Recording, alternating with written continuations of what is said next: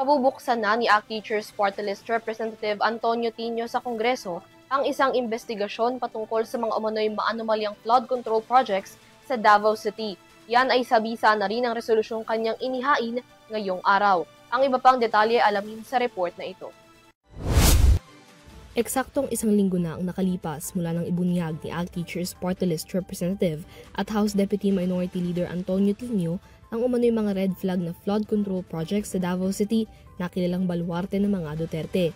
Batay sa ipiniresentang datos ni Tino, 80 flood control projects sa Davao at Matina Rivers mula 2019 hanggang 2022 na nagkakahalaga ng higit 4 na bilyong piso ang umano'y maanomalya. Ngayong araw, formal nang naghain si Tino ng resolusyon upang magbukas ang Kongreso ng investigasyon patungkol sa mga nasabing anomalous flood control projects. Layo ng House Inquiry na maimbestigahan ang 80 flood control contracts sa ilalim ng Davao City 1st Congressional District dahil sa umano'y mga irregularidad sa kontrata kabilang na ang overlapping, double funding, ghost projects, incomplete delivery, location charges, improper specifications at mga proyektong hindi naman daw kasama sa General Appropriations Act o GAA.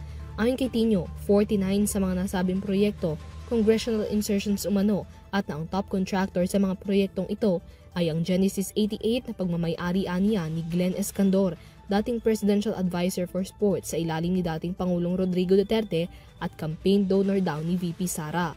Binalikan ni Tino ang naging sagot ni Congressman Paulo Pulong Duterte na walang itinatago ang Davao at pinabulaanan din ang mga nasabing alegasyon. Ayon kay Tino, ang naging pahayag na ito ni Duterte ay maituturing na hamon para sa mga otoridad na imbestigahan ang mga nasabing proyekto. Dagdag niya pa, may karapatan ang publiko na malaman ang katotohanan sa likod ng mga umano'y anomalya kabilang na ang posibleng fund misuse. Para sa EuroTV News, Mia Layagin, sumasaludo sa bawat Pilipino.